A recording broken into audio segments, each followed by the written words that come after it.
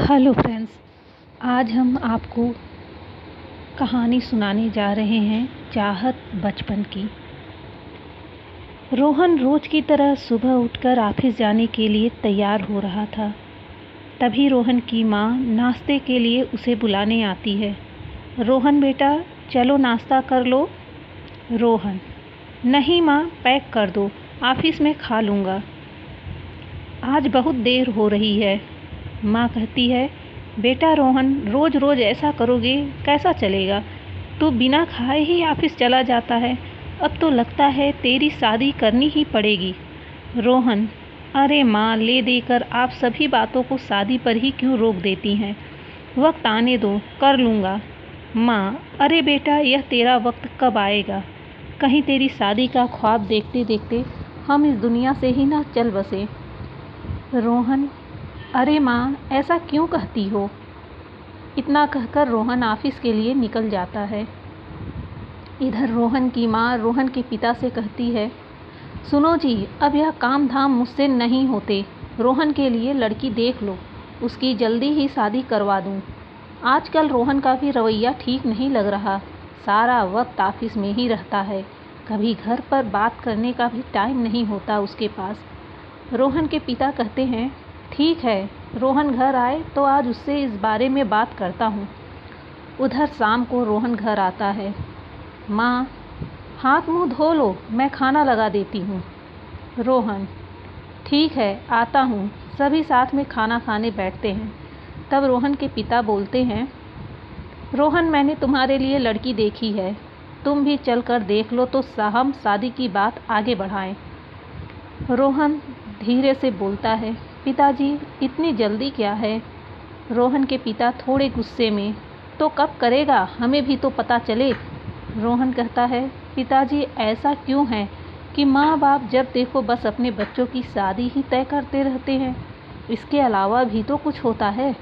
आपको याद है कि आपने मेरी शादी कितनी बार तय की होगी?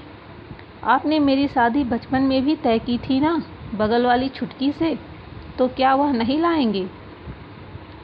इतना कहकर रोहन हंसने का दिखावा करने लगता है और जल्द ही खाना खत्म करके चला जाता है।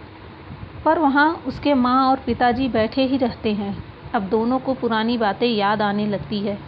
इधर रोहन मन ही मन अपने पिताजी से माफ़ी मांगते हुए, सॉरी पिताजी, पर मैं छुटकी से अब भी उतना ही प्यार करता हूँ जितना पहले करता था। उसके सिवा मैं किसी और से शादी करने की नहीं सोच सकता। अब रोहन के पिता रोहन को कुछ दिनों तक शादी के लिए कहना ठीक नहीं समझ रहे थे। इसी तरह 5 महीने बीत गए। एक दिन रोहन के पिता रोहन के पास जाकर बोले, यह कुछ लड़कियों की फ़ोटो है, इसमें से कोई एक पसंद कर लो। रोहन, यह क्या पिताजी?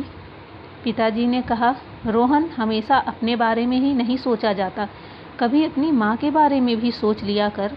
वह अक्सर बीमार रहती है, फिर भी सारे काम करती है। उसका भी तो मन करता है घर में बच्चों की किलकारियाँ गूंजे। तू तो ऑफिस चला जाता है और हम दोनों घर में सारा वक्त पागलों की तरह बैठे रहते हैं। क्या तू चाहता है कि तेरी माँ तेरे बच्चों का मुंह देखे बिना ही इस दुनिया से चली जाए? इतना सुनकर रोहन चुप हो जाता है। फिर लंबी सांस लेते हुए, ठीक है पिताजी, आपकी जैसी मर्जी, जो लड़की आपको पसंद हो उसके साथ शादी तय कर दीजिए। पिताजी, तुम लड़की देखने कब चलोगे? नहीं पिताजी, मैं लड़की देखने नहीं आऊँगा। आपने जो भी सोचा होगा मेरे लिए अच्छा ही सोचा होगा। इतना कह के रोहन चला जाता है। इसके बाद रोहन की शादी तय हो जाती है। शादी का दिन भी नज़दीक आ जाता है, पर अब रोहन अब तक न तो उस लड़की जिससे उसकी शादी हो रही है उसे देखता है, ना ही कभी बातें करने की सोचता है। धीरे धीरे शादी का दिन भी आ जाता है। आज पहली बार रोहन उस लड़की को देखता है जिससे उसकी शादी हो रही है। शादी के पोस्टर पर रोहन और रूही लिखा हुआ है। रूही देखने में बेहद ही खूबसूरत थी। उसकी लंबाई कुछ 5 फुट 5 इंच की थी।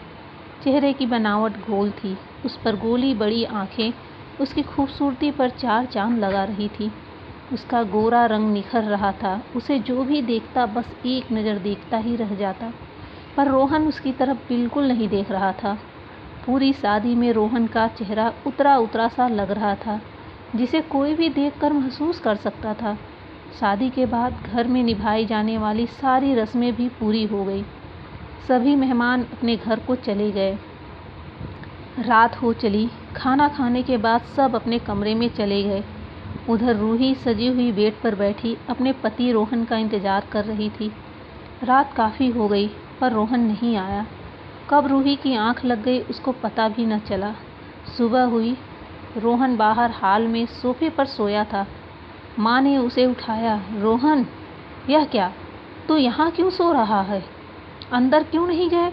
रोहन, अरे माँ, मेरी कब आंख लग गई मुझे पता भी नहीं चला। इतना कहकर रोहन वहाँ से चला जाता है। वह जल्दी ही नहा धोकर बिना नाश्ता किए ऑफिस चला जाता है। इसी तरह 4 दिन बीत गए पर रोहन रूही के पास नहीं गया। ना तो रूही की तरफ देखता, ना ही उससे बातें करता। बेचारी रूही कुछ समझ ही नहीं पा रही थी। लेकिन इन सब बातों से रोहन के माता पिता बहुत परेशान थे। सुबह रोहन को रोककर उसके पिता ने रोहन से कहा, यह सब क्या है? तुम्हारी यह हरकत बिल्कुल ठीक नहीं है। अगर ऐसा ही करना था तो शादी क्यों की? इसमें उस लड़की का क्या कसूर है? उसे किस बात की सज़ा दे रहे हो? अगर तुम्हें लगता है कि तुम्हारी शादी करवा कर हमने गलती कर दी तो इसकी सज़ा हमें दो, उस बेचारी को क्यों? रोहन पास आके, आप क्या कह रहे हैं? पिता, वही जो तुम समझ रहे हो। अगर थोड़ी भी हमारी परवाह है तो अपनी यह हरकत बंद करो रोहन। रोहन चुपचाप वहाँ से चला जाता है। आज रोहन फैसला करता है कि मैं उसके पास जाकर उसे सब सच बता दूंगा। रात होती है। रोज की तरह रूही रोहन का इंतज़ार कर रही है कि शायद आज रोहन आ जाए। और आज रोहन रूही के पास आता है। यह देखकर रूही बहुत खुश हो जाती है। इससे पहले कि रूही कुछ बोल पाती, रोहन बिना उसकी तरफ देखे ही कहना शुरू करता है, मुझसे किसी भी तरह की उम्मीद मत रखना। वह कुछ समझ नहीं पाती कि रोहन ने आगे कहना शुरू किया, मेरे माँ पापा ने मेरी शादी तुमसे ज़बरदस्ती करवाई है। मैं किसी और से प्यार करता हूँ। इतना सुनते ही रूही के शरीर में मानो करंट दौड़ गया हो और रूही उसी वक्त बेहोश होकर नीचे ज़मीन पर गिर जाती है। यह देखकर रोहन घबरा जाता है और उसे अपनी गोद में उठाकर बेड तक ले जाता है। पर जब रोहन उसे अपनी गोद में उठाता है तो उसके सुंदर रूप को एकटक निहारता रहता है। गोद में उठाए हुए रोहन को एक अजीब सा सुकून महसूस होता है। उसे इस तरह देखकर पता नहीं क्यों रोहन को बहुत तकलीफ़ हो रही है। वह समझ नहीं पा रहा है कि उसके साथ यह क्या हो रहा है और रूही को बेड पर लिटाकर उसके पास ही बैठ उसके होश में आने का इंतज़ार करने लगता है। जैसे ही रूही को होश आता है वह रोहन की तरफ देखती है। उसकी आंखों से आंसू बह रहे होते हैं। कुछ देर की चुप्पी के बाद बोलती है, मुझे बिल्कुल नहीं पता था कि आप किसी और को चाहते हैं। सारी गलती मेरी है। मुझे आपसे बात कर लेनी चाहिए थी। मैं कभी सपने में भी आपको इतनी तकलीफ़ देने की नहीं सोच सकती हूँ। वह रोते हुए बोलती है, मैं आपसे बहुत प्यार करती हूँ। कुछ देर के लिए कमरे में सन्नाटा छा जाता है। फिर रूही बोलती है, क्या आपके माता पिता यह बात जानते हैं? रोहन, नहीं, कोई नहीं जानता। फिर आपने शादी से पहले बताया क्यों नहीं? रोहन चुप रहता है। रूही के इन सवालों का उसके पास कोई जवाब नहीं था। रूही ने फिर पूछा, क्या हम कभी पति पत्नी की तरह नहीं रहेंगे? रोहन, नहीं।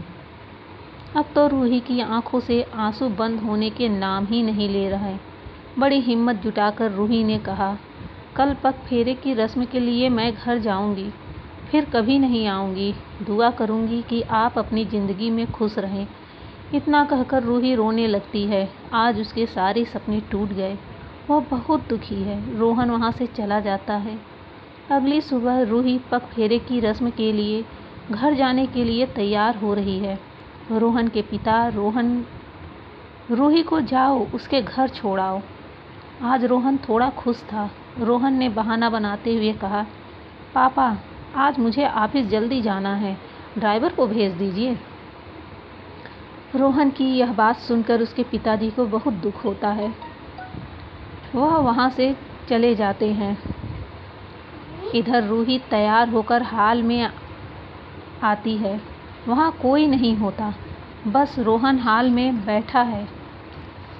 रूही रोहन के पास जाती है और कहती है, मैं जा रही हूँ, फिर कभी नहीं आऊँगी, बस एक बार मुझे अपने गले से लगने दो। रोहन सोचता है, अब कभी नहीं आएगी तो इसकी आखिरी इच्छा पूरी ही कर दूँ।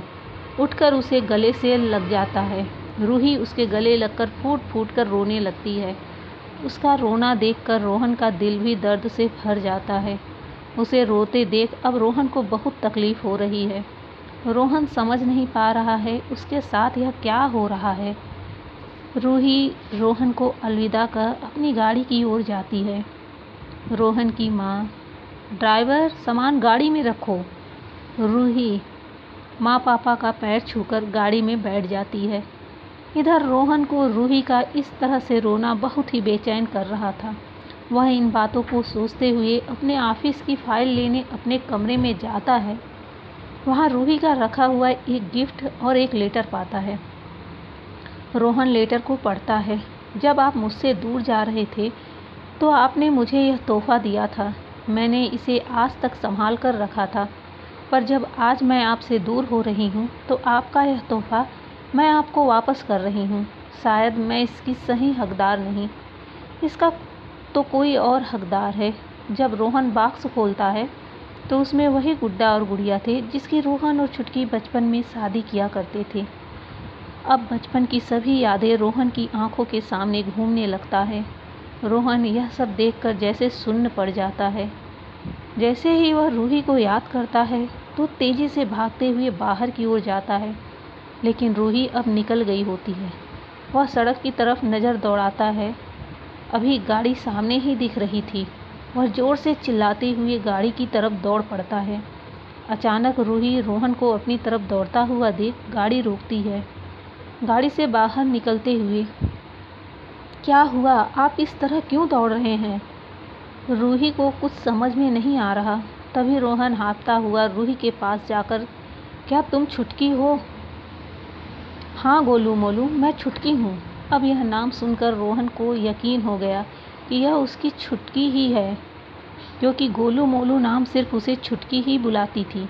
यह सुनकर फूट फूट कर रोहन रोने लगता है और रूही को अपने गले से लगा लेता है और कहता है, रूही मुझे माफ़ कर दो, मैं तुम्हें पहचान न सका।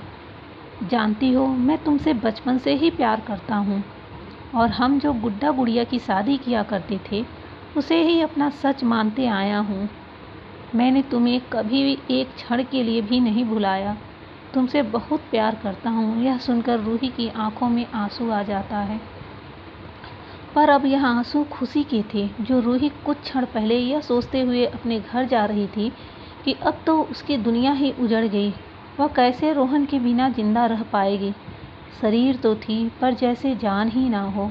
वह अपनी किस्मत को कोस रही थी, लेकिन यह क्या, एक ही क्षण में यह कैसे हो गया, उसे कुछ समझ नहीं आ रहा था। पर वह बहुत खुश थी। रोहन ने उसके माथे और गालों को बहुत बार चूमा और उसे अपनी गोद में उठा लिया। रूही, अरे यह क्या, कोई देखेगा तो क्या कहेगा? रोहन, जो भी कहे मुझे दुनिया की कोई परवाह नहीं। बस इतना जानता हूँ कि इतने सालों बाद तुम मुझे मिली हो, अब मैं तुमसे एक पल के लिए भी दूर नहीं रह सकता। रोहन उसे अपनी गोद में ही उठाकर अपने घर तक लाता है। रोहन के माँ और पापा रोहन को देखते हैं तो उन्हें बहुत खुशी होती है और वह समझ जाते हैं आखिरकार रोहन को रूही का ही इंतज़ार था। रोहन रूही को अपने कमरे में ले जाता है। अपने बेड पर बिठाकर खुद उसके पैरों के पास ज़मीन पर बैठ जाता है। रोहन रूही से माफ़ी मांगते हुए कहता है, रूही मुझे माफ़ कर दो। पिछले कुछ दिनों में मैंने तुम्हें बहुत तकलीफ़ पहुंचाई है। काश मैं तुम्हें उसी वक्त पहचान लिया होता। तुम्हारे साथ यह बुरे व्यवहार के लिए मुझे बहुत तकलीफ़ हो रही है। रूही रोहन को अपने सीने से लगा लेती है। फिर दोनों एक दूसरे को बड़ी शिद्दत से चूमने लगते हैं, मानो वर्षों की प्यास अब जाकर बुझी हो। पूरे कमरे में सन्नाटा छाया हुआ है। वह दोनों एक दूसरे में खोए हुए थे कि कुछ देर की खामोशी के बाद रोहन ने रूही से पूछा, तुम लोग तो भोपाल में रहते थे, अब यहाँ कैसे, और पापा से तुम्हारी मुलाकात कैसे हुई? रूही ने बताया, मेरे पापा का ट्रांसफ़र 4 साल पहले यहाँ हुआ और 1 साल पहले तुम्हारे पापा की मेरे पापा से मुलाकात हुई। मेरे पापा उन्हें अपने घर ले आए और जानते हो घर आकर तुम्हारे पापा ने सबसे पहले क्या कहा? रोहन ने पूछा। क्या कहा? उन्होंने कहा, मेरी बहू कहाँ है? भाई कोई मेरी बहू से भी तो मुझे मिलवाए। यह सुनकर मेरे पापा एकदम सन्न रह गए। उन्होंने कहा, क्या बचपन में किया रिश्ता आज तक आपको याद है? हाँ भाई, जब रिश्ता किया है तो क्यों नहीं याद रहेगा? रोहन के पापा ने कहा। यह सुनकर रूही के पापा बहुत खुश हो गए और उन्होंने बताया कि जब भी रूही की शादी की बात करते हैं तो वह बहुत दुखी हो जाती है और रोहन की बातें करने लगती है। रोहन के पापा ने बताया, यही हाल रोहन का भी है। फिर दोनों ने मिलकर हमारा रिश्ता तय कर दिया। पर मैं चाहती थी कि मैं तुमसे एक बार मिल लूं, क्योंकि मैं जानना चाहती थी कि कहीं तुम किसी और से प्यार तो नहीं करते हो। यह सुनकर रोहन हंसने लगा और कहा, अरे पगली, तुम्हारे सिवा मेरी ज़िंदगी में कभी कोई नहीं आ सकता। मुझ पर भरोसा नहीं है क्या? रूही, हाँ, पिछले 4 दिनों से तुम्हारी बेरुखी देखने के बाद तुम पर पूरा भरोसा हो गया है कि तुम मेरे सिवा किसी और के नहीं हो सकते। और दोनों एक दूसरे को फिर से चूमने लगते हैं और एक दूसरे की प्यार में डूब जाते हैं। आज उनकी शादी को 10 साल हो गए हैं पर दोनों के प्यार में अब भी कोई कमी नहीं आई है। आज भी एक दूसरे को प्यार करते वक्त उनकी इच्छाएं नहीं भरती। वह दोनों उतनी ही शिद्दत से आज भी एक दूसरे को चूमते हैं जैसे पहली बार मिले हों। आज भी वह एक दूसरे को उतना ही प्यार करते थे जितना वह जवानी में किया करते थे।